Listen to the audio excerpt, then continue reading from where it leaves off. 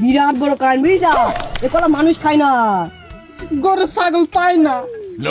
আরে কি বললো হুদু মুদু কুদু। 9টার দিকে আসি, 9টার দিক বুঝলি এখন 2টার দিকে আসি ভাত রান্না করো। এই কান তুমি মনে করো 700 টাকা দিও। 7 টাকা দিলেও তো এই দাঁড়া একটু আমার সাথে লেলাম না দেখি কলা পাইলে মানে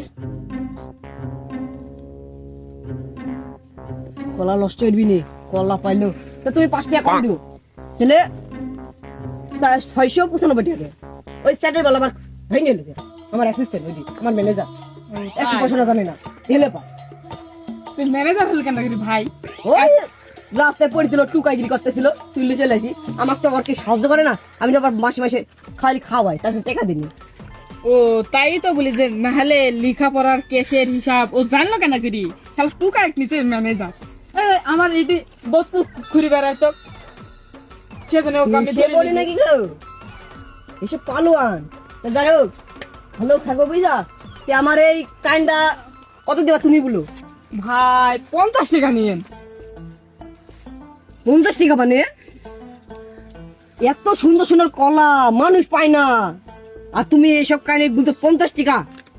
আচ্ছা দিয়ার কি করো 9টার দিকে আসার কথা 2টার দিকে আসে আমার শেয়ার করো। আচ্ছা তুমি 50 টাকা বলে তো তুমি 200 টাকা দিও। ভাই যে কলার কান মানুষ পায় না আর গরু ছাগল খায় না, 50 টাকা দিয়ে দিলে দেন নাহলে আমরা চলে গেলাম। 50 টাকা ব্যবসা এমনি লস।